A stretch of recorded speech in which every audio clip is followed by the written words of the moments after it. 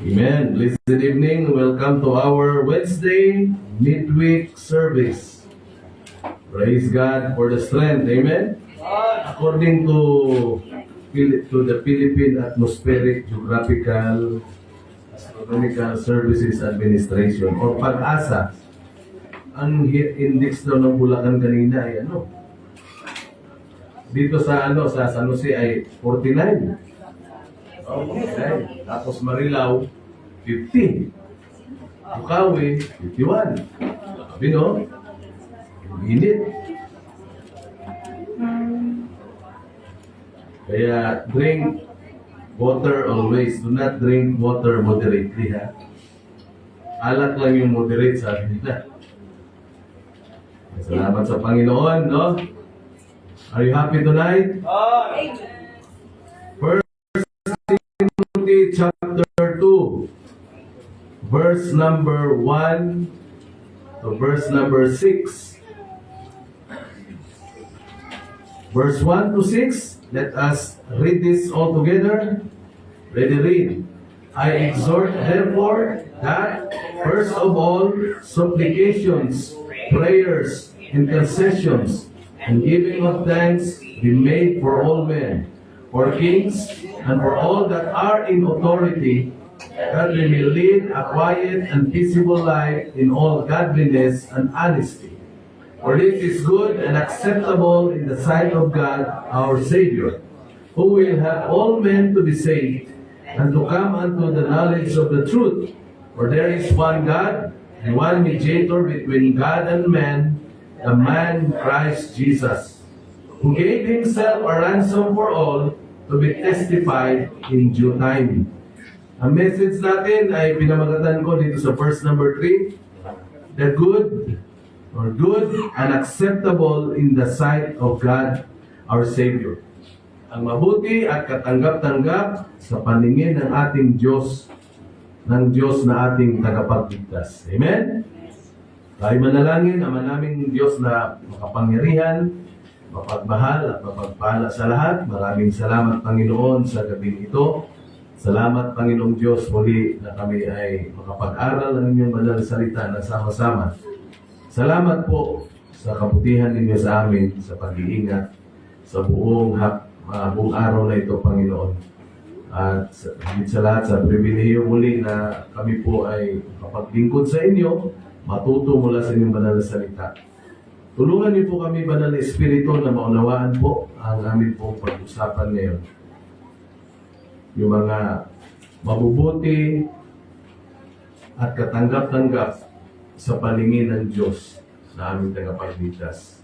Lord, salamat. Patawarin niyo po kami sa lahat ng mga nagawa naming pagkukulang, pagkakasala, laban po sa inyo. Pagpalain niyo rin po ang mga makakapanood ng mensahe na ito sa pamamagitan po ng Facebook. Salamat po ng marami. Pagpalain yung mga kapatiran na nandirito, mga kapatiran na nasa ibang bansa. Lord, i-bless you po ang bawat sa amin. Purihin ka, lahat ng ito hiling namin dalangin sa pangalan po ng Panginoong Jesucristo, ng Panginoon at tagapagligtas. Amen. Amen. Okay, please be seated. So again, the message is entitled, Good and Acceptable in the Sight of God, our Savior. Amen? So good and acceptable in the sight of God, our Savior. Alam niyo, sa panahon natin ngayon, no? We are in a very chaotic world. Magulo ang mundo natin. Amen? Magulo, tama? Yung bansa natin ay magulo. Tama po ba? So, bilang mga anak ng Diyos, meron pong itinuturo ang banal na salita ng Diyos kung ano ba dapat yung mga gagawin natin, no? Sa panahon natin ngayon. At alam naman natin na itong sinulat ni Apostol Pablo, sinulat niya sa kanyang anak sa pananampalataya na si Timoteo. At pinakita niya kay Timoteo na sa panahon, no? Sa panahon nila, lalo na ngayon, ang panahon ay napaka-delikado. Tama? Dito sa 2 Timothy, no, sinulat ni Pablo sa chapter 3, verse 1. At dapat natin itong malaman. Palagay ko, matagal na natin alam na sa panahon natin ngayon ay napakadelikado. Sabi sa 2 Timothy chapter 3 verse 1. This know also that in the last days perilous times shall come. So we are on the last days according to the Bible. At ang panahon natin ay very dangerous. Pag sinabing perilous, mapanganib. Dangerous. Amen? So, napaka-delikado ng panahon natin ngayon. Hindi lamang perilous, lagi ko itong sinasabi.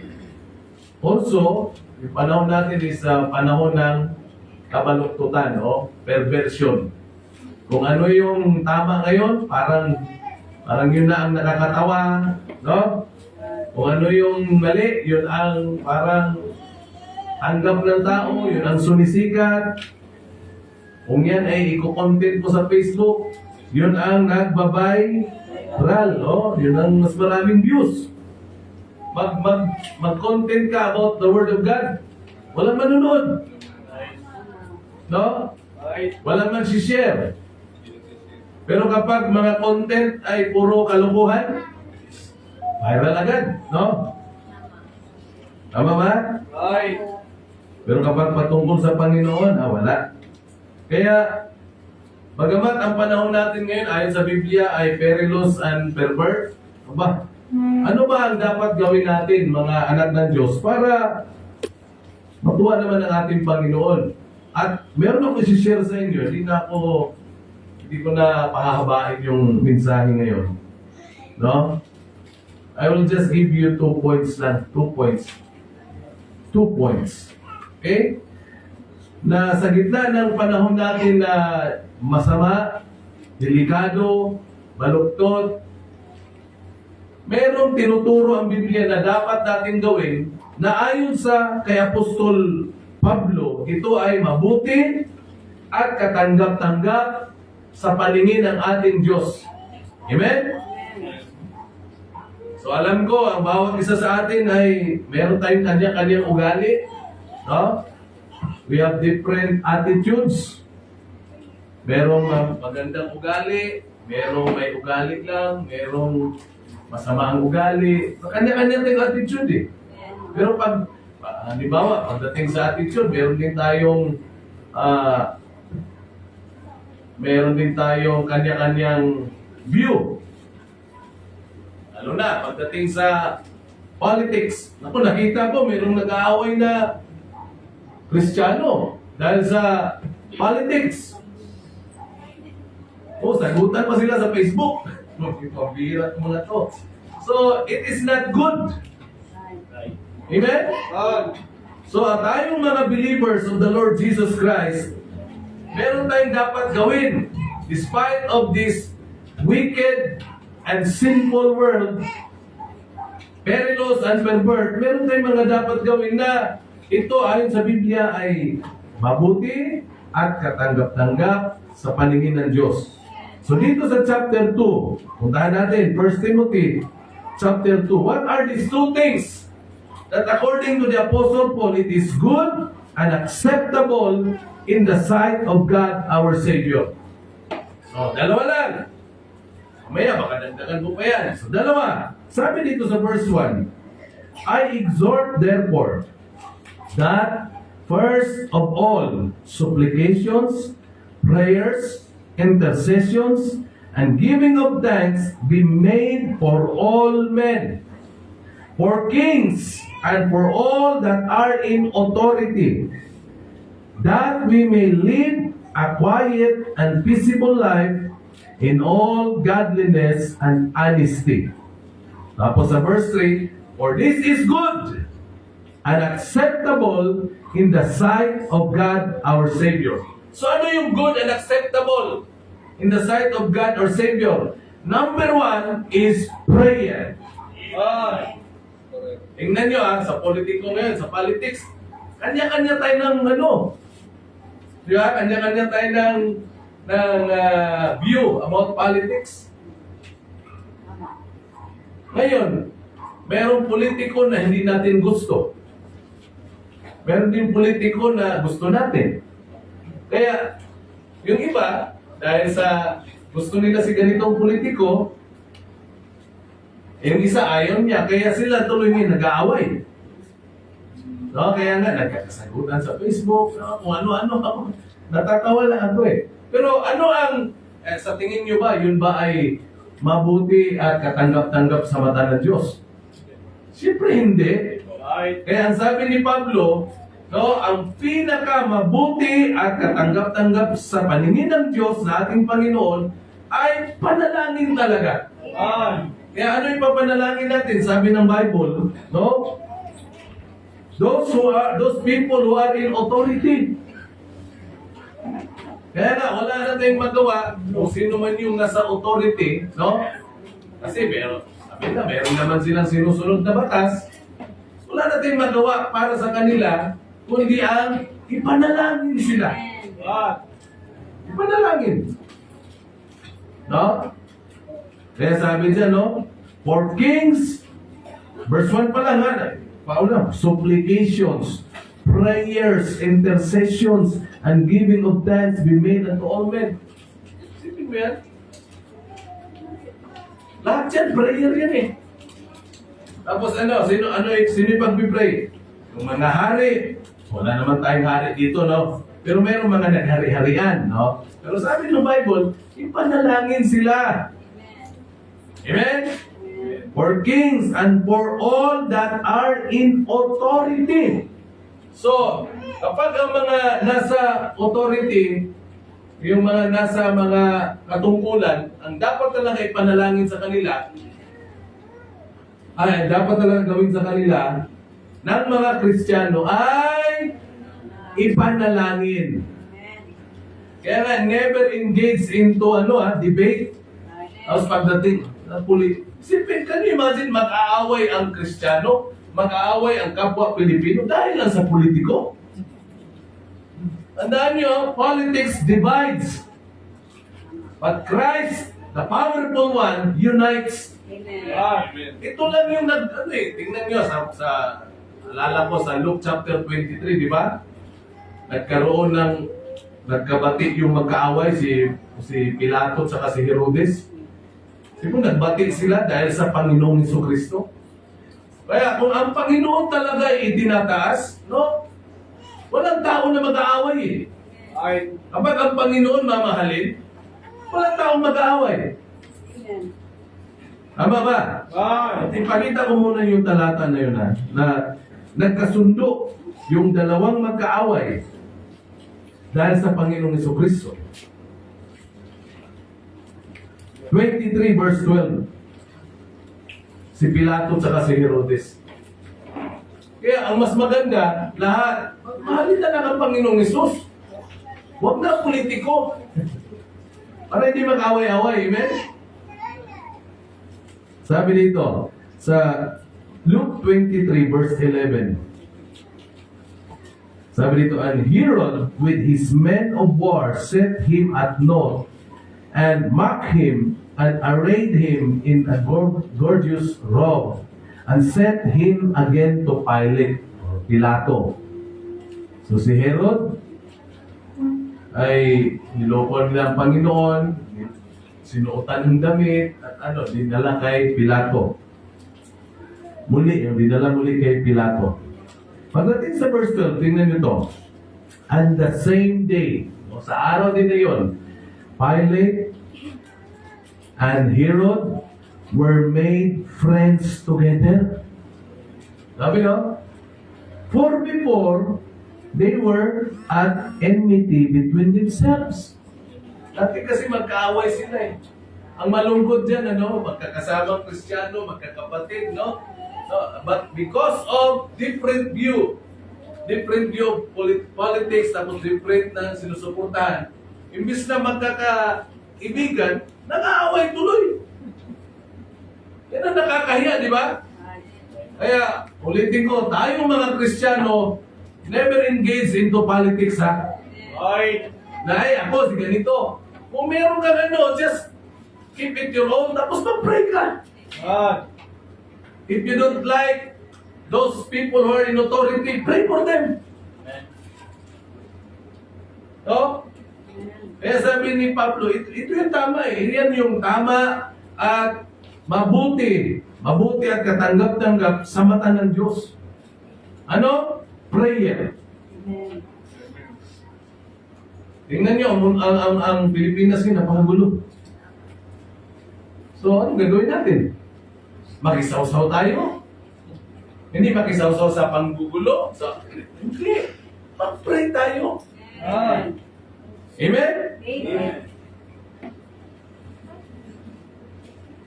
Yeah, for kings and for all that are in authority, that we may live a quiet and peaceable life. Tingnan nyo Pag hindi tayo mananalangin, hindi tayo magkakaroon ng kapayapaan. Kalagay that we may lead a quiet and peaceable life. Ako sa Facebook, di ba na ako nakikipag-debate? Minsan nakikipag-ano lang ako ba? Yun nga meron kasing group chat na one save, save forever. Tapos yung laging nagpo-post, hindi naaayon doon sa grupo. Minsan may pinost siya. Pagka-post, sabi ko, dapat ang nag-post na ito, ang galing na sa grupo na ito. Nag-reply nun sa ano ko. No? Binabasa ko lagi. Hindi. Tapos, Bisaya kasi, mabasa ba na si Kristo ay Baptist? Ang reply ko, hindi ko sasabihin, baka ipagkalat mo. Yun ang sinabi ko. Tapos, ito pala, mababasa. Kung saan ang verse? Proverbs 26:4. Kung nakumas na, nakalagay kasi sa Proverbs 26:4. Answer not a fool according to his folly. Huwag mong sagutin ang hangal ayon sa kanyang kaaralan. Baka matulad ka sa kanya. Bakit ka? Ronald, taklit, baka ikaw yun. Ako, sumasagot ng pang-aasar lang. Kung member mo. Kailanman di ako nakikipag-debate, bahala. Sayang-sayang ka lang sa oras dyan. Pero ang daming kumakampi doon sa comment ko. Ang daming kumakampi. Kita mo, tumigil na sa pagpupos eh. Tapos meron pang nag-post din niya. Yung tithes ay, wala na daw. Nag-comment ako, sabi ko, kawatan ang hindi nagkikapo. Ako, hindi ako nakikipag-debate, nang-aasar lang ako. No? Yung mga comment ko, ang daming nag-ganon, no? Daming nag-agree. Siguro tinitingnan na yung profile ko, no? Yung tao na ito. Pero mas gusto ko nga mag-diskusyon sa harap-harapan. Kahit na yung may mga nagtatanong sa akin. Kahit mga miyembro, halimbawa, yung mga nasa abroad dati, kung nagtanong sila, ganito, si Brother Joseph, maraming tanong yan eh. Ganon. Di man ako magaling Sabi ko, Brad, na lang pagdating mo na lang dito. Kasi mas maganda yung personal na Di ba? Kasi pagtatay, baka masyadong mahaba at hindi mo ma-express masyado yung yung sasabihin mo. Kaya tayo, ang pinaka mabuti at katanggap-tanggap sa mata ng Diyos talaga ay ang manalangin. So, sino yung panalangin natin? Pray for every man. Every man! Nakalagay dyan ang liwanag, I exhort therefore that first of all supplications, prayers, and thanks, intercessions, and giving of thanks be made for all men. Kaya lahat ipag-pray. For all men. Kasama na dyan yung umaaway sa iyo. O, di ba? Yung not only your family, pag-pray mo family, your friends, your foes, yung mga foes, mga kaaway. Hindi mo kaaway, yung mga umaaway sa iyo ba?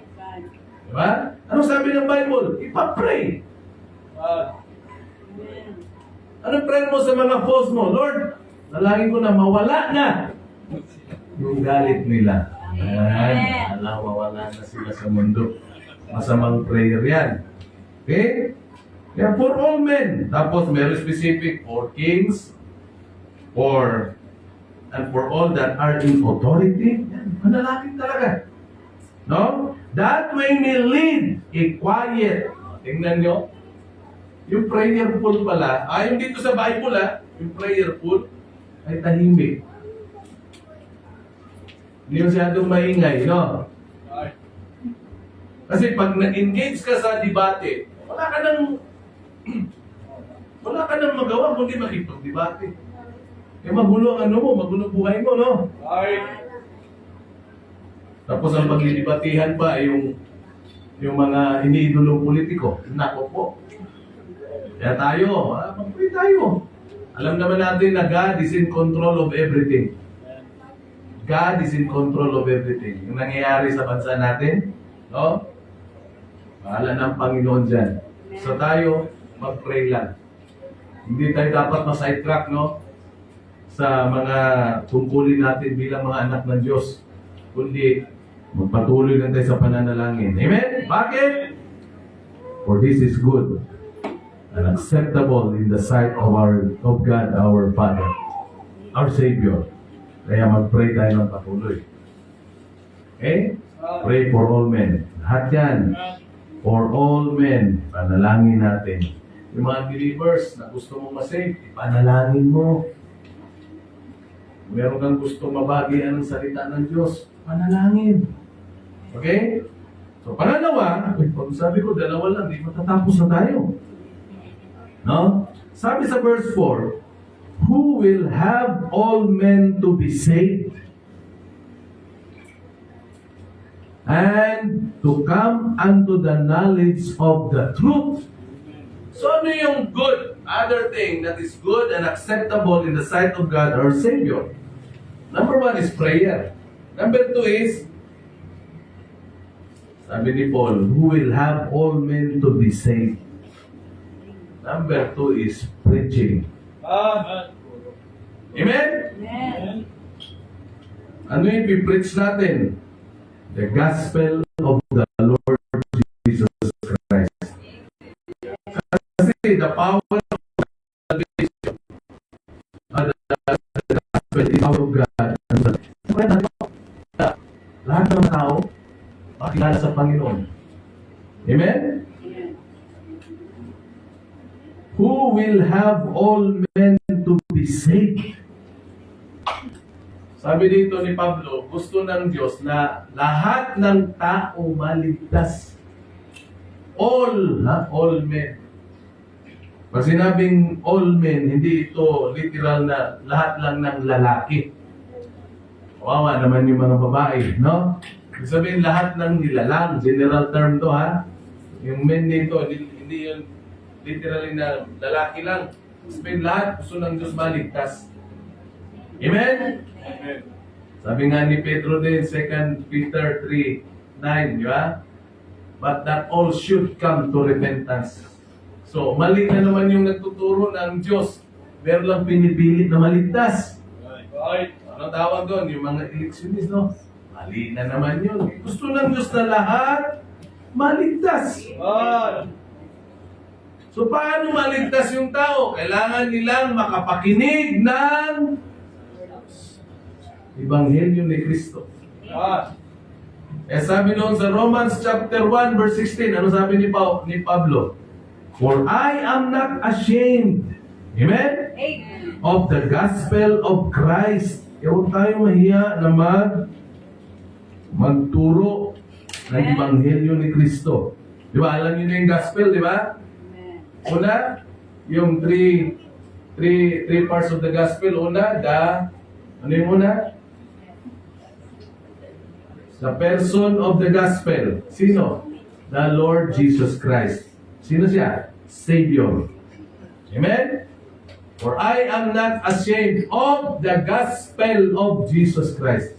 So the person of the gospel. Kaya nga, pag sinabing gospel of yung Ebanghelyo, ibig sabihin, pinapangalan na si Kristo.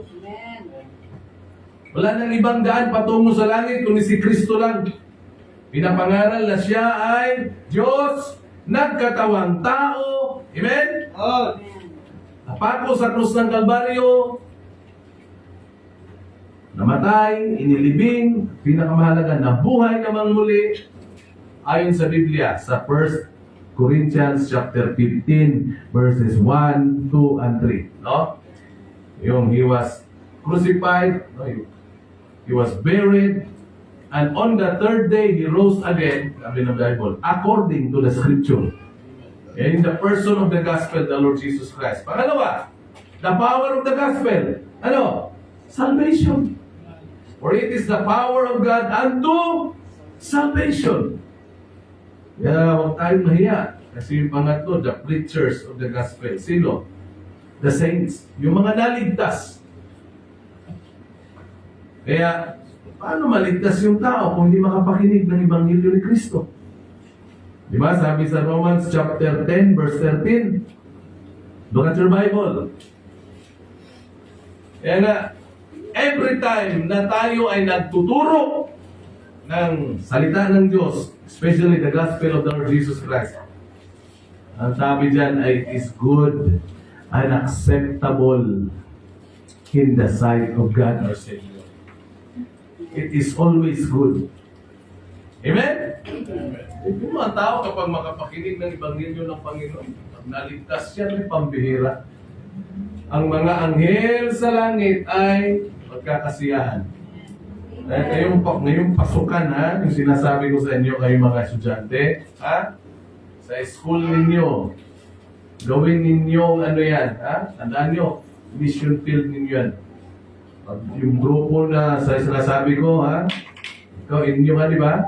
Buuin nyo, ha? Baka naman, no, hiya-hiya kayo. Ha? Ikaw, anong grade mo na? Grade 7, ha? Ang mission field mo, yung classroom mo, ha? Kailangan maligtas ka, ha? Ay,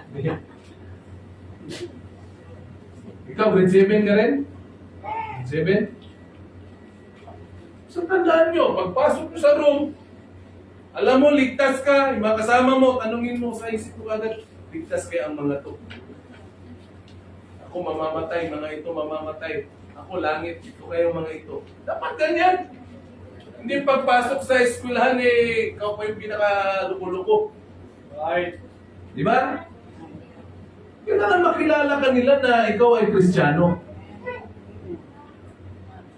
Hindi yung pinaka-luko-luko ka. Nakakahiya yun. Ha? Sabi ng Romans 10:13, for whosoever shall call upon the name of the Lord shall be saved. Pero mayroong sagot na tanong dito sa verse 14. How then shall they call on Him in whom they have not believed? Paano sila tatawag sa kanila? Hindi nila na napaniwalaan. And how shall they believe in Him in whom they have not heard? Kaya kailangan talaga ng tao makapakinig.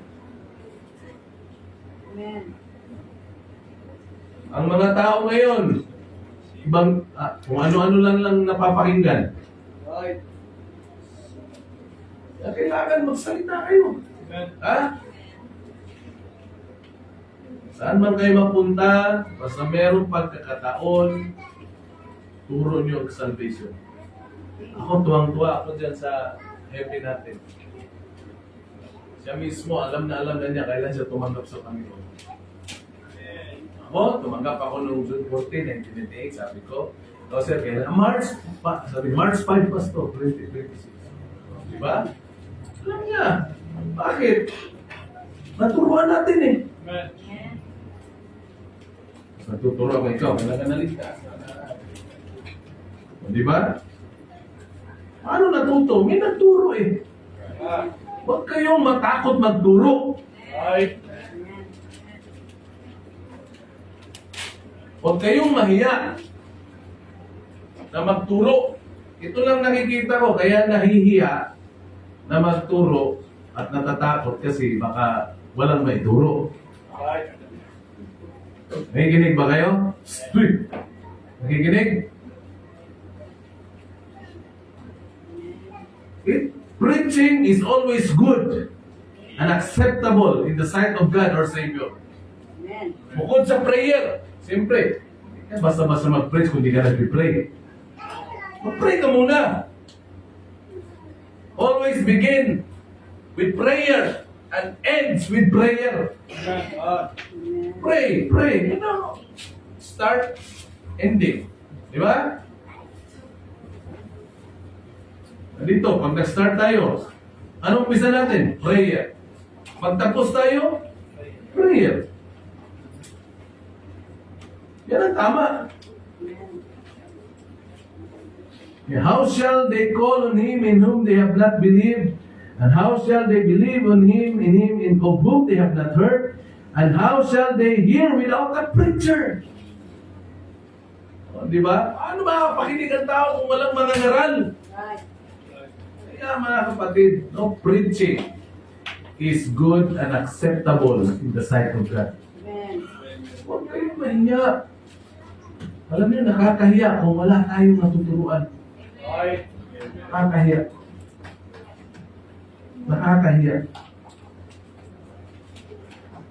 At ako ay natutuwa kapag, alam mo, yung mga naging bunga mo sa Panginoon, yung ginagamit din ng Panginoon, nakakatuwa.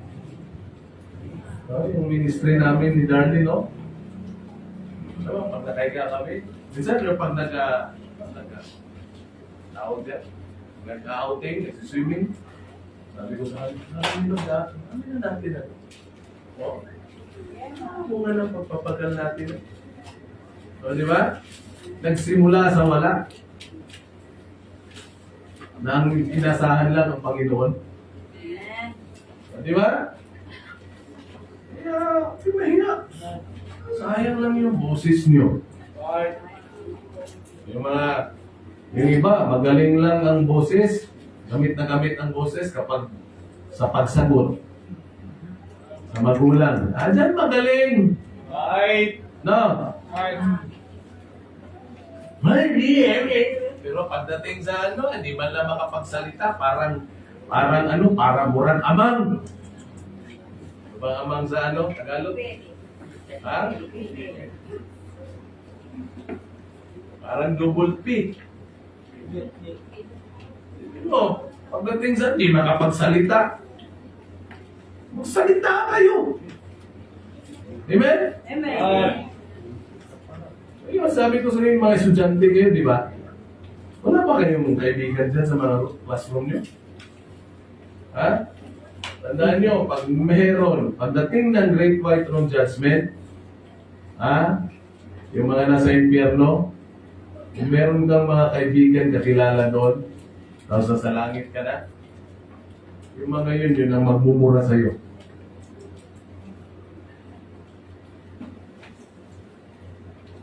Yun ang masakit. Kaya na, merong iyakan sa langit na mangyayari.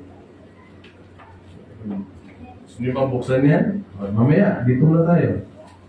Romans 10, sana tayo? 15, no? And how shall they preach except they be sent? As it is written, how beautiful are the feet of them that preach the gospel of peace and bring glad tidings of good things. Isipin mo if you are preaching or teaching the gospel of the Lord Jesus Christ, in the sight of God, you are beautiful. Paa mo pa nga lang, beautiful na eh. Mukha pa kaya? How beautiful are the feet? Ngayon, ang beautiful feet, yung mga pedicure. Pero pag yan na hindi umahayo yan, wala, ugly feet yan. Right. No? Tapos sabi dito sa verse 16, but they have not all obeyed the gospel. Yan na, just keep on preaching. Keep on teaching kasi kahit na mag-preach ka lagi, maraming tao na ayaw talaga. Right. Maraming ayaw. Papalag niya tayo dito eh. Halimbawa yung mga street preaching dito sa atin. Walang walang nanggugulo eh. Ibang bansa, may manggugulo. No? Meron lang doon sa Bukidnon, may nag-preach. Nung may nag-preach, nakasamahan natin, meron pumunta na CFD daw, Catholic Faith Defender. Tapos, inano yung pastor. Nag-preach pero tanong ng tanong. Sabi nung kaya ka na magtanong. Bastos din yung eh. Kaya ka na magtanong, hayaan mo munang mangaral. No? Inaano niya na mali daw. Ano mali doon? Buti na lang sa atin, walang ganyan dito, no? No? Subukan lang nila, di ba, mag-preach tayo sa kalsada, tapos may magugulo. Subukan nila. No? Gari sila kay Rindel. Mapa-wrestling natin kay Rindel eh. NIB yan eh. Ay, NBI. NBI yan. NIB. Ha? Verse 17, so then faith cometh by hearing, and hearing by the word of God. Kaya nga, preaching is good and acceptable in the sight of God or Savior. God. Preach lang! Right. Kahit na ayaw, sige lang. Kayo mga kabataan, magkaroon kayo magkano ha? Mag-preach ha? Sayang yung bakasyon. Biglang yuko-yuko na agad, hindi na tuwing na. Practice kayo mag-basketball ha?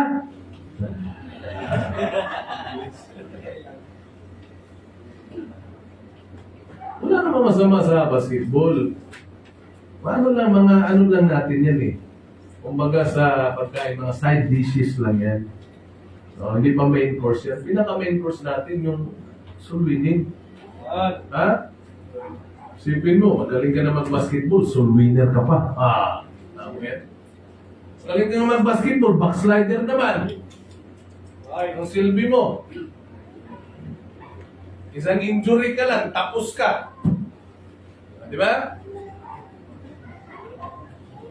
Kaya, keep on preaching. God. Ulitin ko. Kayo na mayroong mga kaibigan, mga best friend ko, no, mga, alam nyo, kapag hindi nyo yan naturuan ng salita ng Diyos. Halimbawa, cameraman ka. Halimbawa lang, no, meron kang kaibigan cameraman. Pag hindi mo naturuan yan, isang araw, pagdating ng Great White Throne Judgment, yan ang magmumura sa'yo. No? Bakit di mo ako tinuruan paano pumunta dyan sa langit? Di ba? Magkasama tayo! Nung nagkagulo sa Senado, tayo ang mga nagkakumuha. Ha? Halimbawa nga lang, ano kayo masagot? Halimbawa nga eh. Basahin natin yung Revelation 20.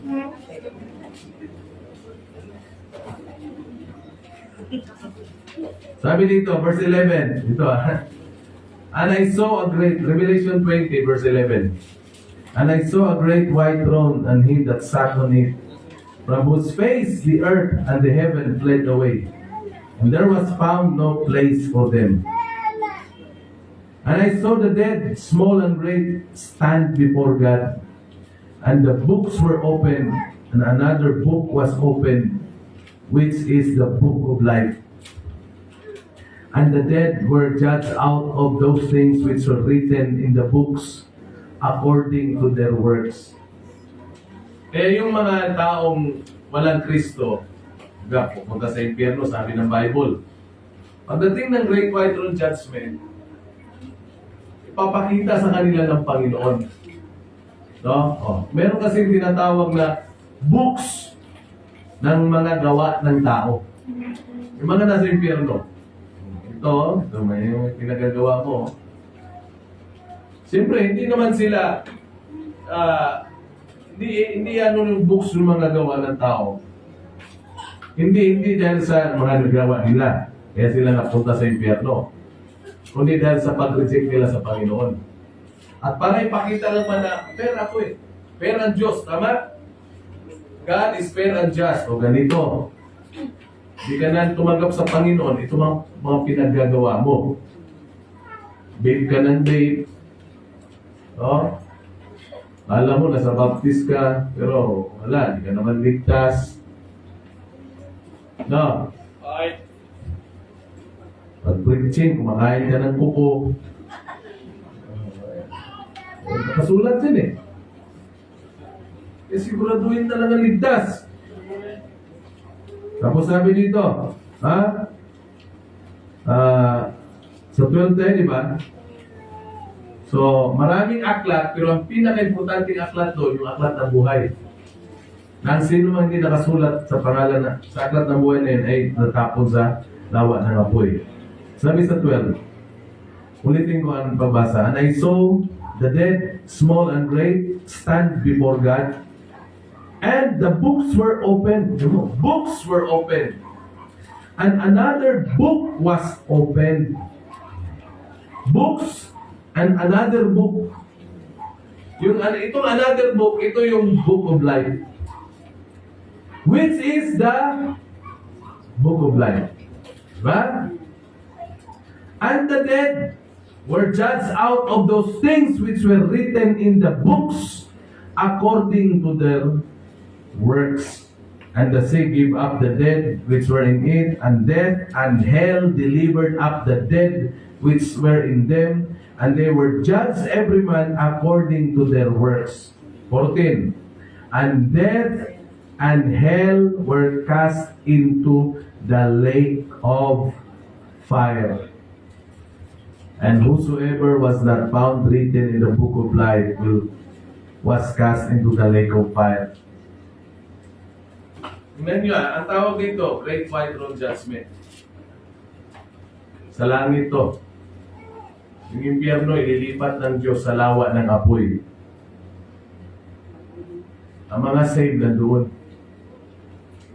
Di ba gaano kasakit makikita mo yung mahal mo sa buhay?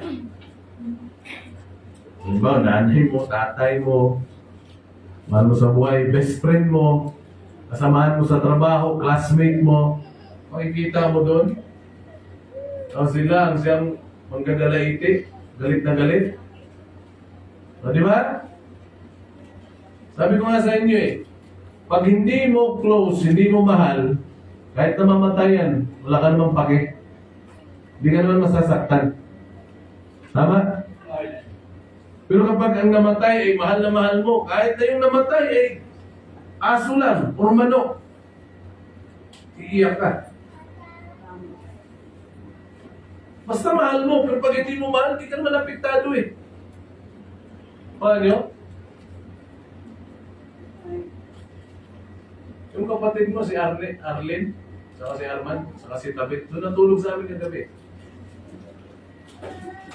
Pag-uwi nila kanina, nag-chat si Arman. Pastor, nandito na kami sa bahay, kaya lang, namatay yung kaibigan ni Arlene. Ito, iyak ng iyak. Sino kaibigan? Yung manok. Ano matay? Pinatay ng aso. Ha ha ha. Pero iyak rin lang iyak si Arlene. Ba't siya umiyak? Simple lang. Kasi, mahal niya eh. Kita niyo ha? Basta hayop lang yan. Pag mahal mo, masasaktan ka. Pero pag yung namatay, kahit na, sabihin mo kamag-anak mo, pag hindi mo yan ka-close, hindi ka naman masasaktan eh. Kaya pagdating dun sa Great White Throne Judgment, maraming talagang Kristiyano ang iiyak. Kaya pagdating sa Revelation 21, tapos na yung chapter 20, pagdating sa 21, tingnan nyo to ha, matagal kong pinag-aralan, pinag-isipan, bakit kaya ang God, sa verse 4, Verse 4. 21 verse 4. And God, tingnan nyo, shall wipe away all tears from their eyes. Grabe, no? God shall wipe all the tears from their eyes, and there will be no more death, neither sorrow nor crying, neither shall there be any more pain, for the former things are passed away. Siyempre, malilipasin naman ang Diyos yan, pero during the Great White Throne Judgment, many believers will weep, will cry. Bakit? Masakit makita mo yung mahal mo sa buhay. Ha? Nandun. Eh, ano ba ang description ng impyerno? Di ba? Merong apoy. Tama ba? Right. Tapos merong uod na hindi namamatay. Imagine mo, makita mo yung mahal mo sa buhay. Tapos, ano sabi ng Bible, di ba? Gnashing, wailing and gnashing of teeth. Tapos, di ba? Tapos, yung mga uod na yung tapos magkita ka nila, di ba? No? Kaya nga, yan eh, makita. Maraming mangyayari eh. Siguro nandun yung panghinayang mo na, sayang no, bakit mo nga, hindi kita naturuan. Baka naman, tinuruan mo ako pero hindi kasi totoo eh. Well, 20 na, tingin pa sa rilo eh. 20, 40. Wala bang relo dyan? Ha? Tandaan nyo, it is always good and acceptable when you preach the Word of God. Amen. Just keep on preaching. Keep on praying. Yung mundo natin, yung bansa natin, pray natin. Mga tao nasa katungkulan. Amen? Amen. Kung meron ka mang mga comments, just keep it on your own. Bahala ka sa buhay mo. Pag-pray mo. If you don't like this man, that man, kaya mo. Just pray. Just pray. Amen? Then, preach. Kasi preaching is the only cure eh. So lang talagang pinaka-cure eh. Preach the word, sabi ni Paul kay Timothy. Amen? Kasi bakit ito yung pinakagamot? Kasi pag ang tao na pangaralan ng salita ng Diyos, kapag tinanggap ang Panginoon, magbabago talaga. Ha? Kaya na don't be ashamed when it comes to preaching. Huwag mahiya.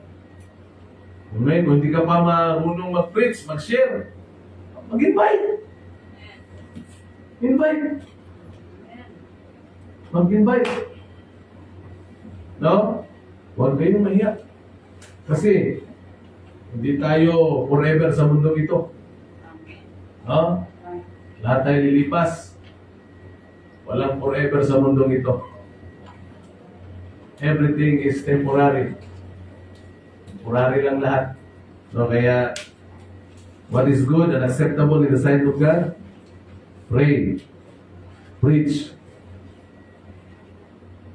Kami pampi. Praise Him. Sila mga yun. No? Just keep on praising God. Kasi wala tayong wala tayong ibang kakampi kundi ang Diyos lang. So mga kapatid, let's keep on praying. Pray lang, pray. Let's pray for our country. Let's pray for those who are in authority. Di ba, Brad? Wala tayong magawa eh. Huwag na kayong yung basta ang Diyos natin, ulitin ko, siya ang may control ng lahat. Siya ang may control ng lahat. Sabi naman ng Bible ang sino mang taong nagmamayabang babagsak naman ng Diyos, no? I remember saan ba yun? Sa San Paulo, Brazil ba yun? Makikita niyo sa YouTube yung 10 famous men who mocked the Lord Jesus Christ. And instantly, may nangyaring hindi maganda. Isa nga doon si John Lennon. Sinabi niya, we are more popular than Christ.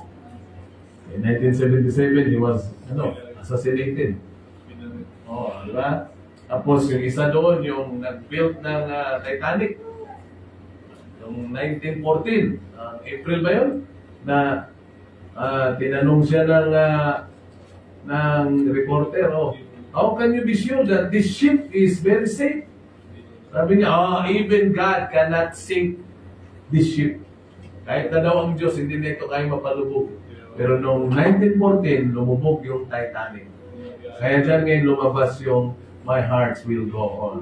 Diba?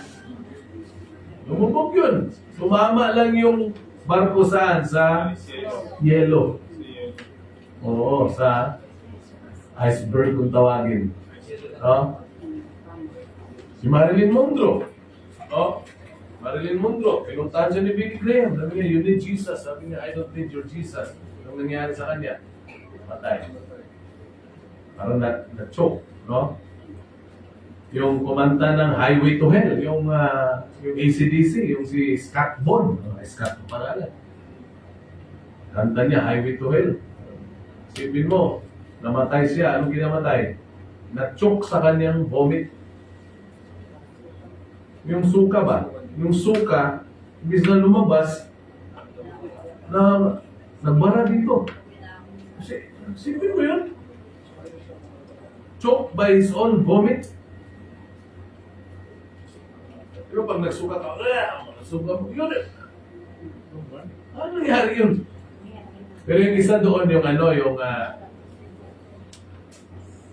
nga sa Brazilian, president, during the election, sabi, paano masigurado na mananalo ka sa election?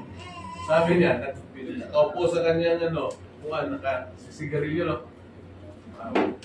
He smoke and he pump up the smoke. So, ginanon niya ang usok, sabi niya, kahit na ang Diyos, hindi niya ako kahit talunin. And true enough, he won. He won by landslide. Nanalo siya landslide, pero nung araw na siya ay magpapalit na, hindi nakaupo bilang presidente. Namatay. No? Eh, grabe. Kailangan natin talaga ipangaral ng Panginoon.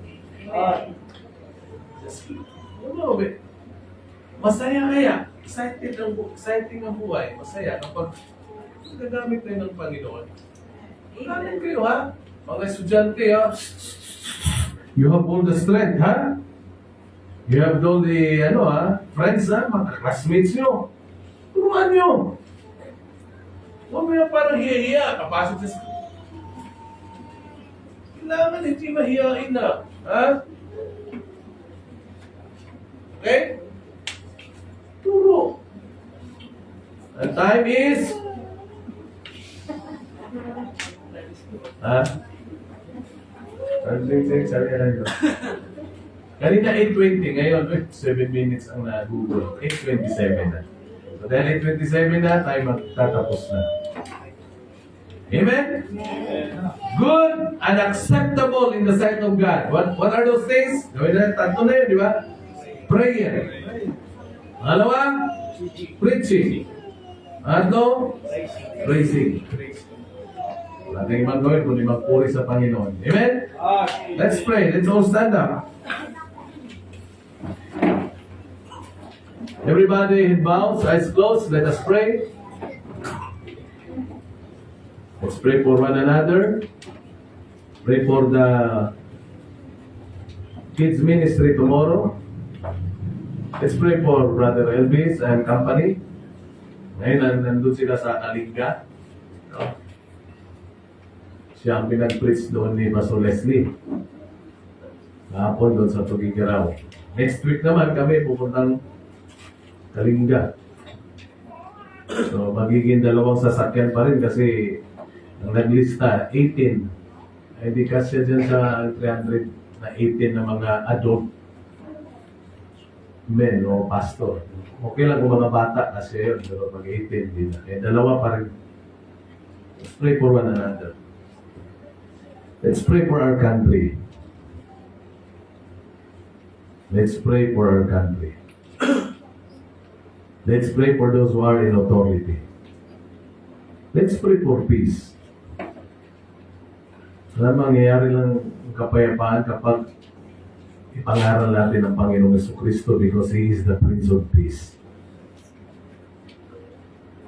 Purihin ang Diyos. Ama naming Diyos, dakilat, makapangyarihan sa lahat. Panginoon, salamat po sa gabing ito. Salamat sa inyong makapangyarihang salita. Lord, thank you for teaching us and showing us tonight what is good and acceptable in the sight of God, our Savior. And that is prayer, preaching, and praising. Lord, salamat po. Tulungan niyo po kami na laging mapanalanginin, Panginoon. Especially, Lord, tulungan kami na hindi mahiya na ibahagi ang Panginoong Hesukristo. Na siyang namatay sa krus ng Kalbaryo na ilibing na buhay naman muli. Lord, salamat po. Tulungan niyo po kami na maging malakas ang loob. Lalong-lalo na sa pagtuturo ng Ebanghelyo ng Panginoon. Salamat sa gabing ito. Salamat po, Panginoon, sa mga nanonood at makakapanood ng preaching na ito. Purihin ka. Pagpalain niyo po muli ang bawat isa. Salamat sa mga katagumpayan na ipagkakaloob mo, Panginoon, sa mga gawain dito. Ng inyong gawain dito sa Luzon. Salamat po ng marami. Bless you, Lord, ang lahat ng mga pastors na galing dito, mga missionaries. Bless you po lahat ng mga foreign missionaries. Sa kanila pong pangangaral, Lord, maging mabunga sila. Tulungan niyo rin po kami na maging matapat, lalong-lalo na sa amin po pagsusuporta, Panginoon. Salamat po. Bless our offering tonight, Lord. Ang lahat ng ito hiling namin dalangin sa pangalan po ng Panginoon Jesus. Amen. Amen. Okay, let's give our offering.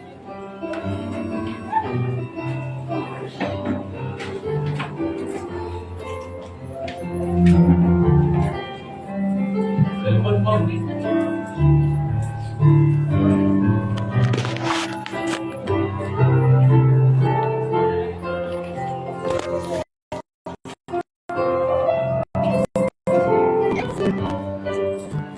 Amen. Thank you for watching. God bless you.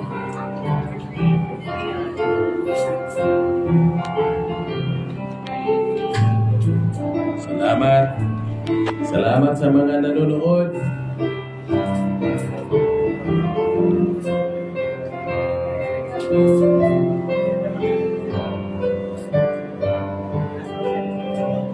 God bless you. Bye-bye.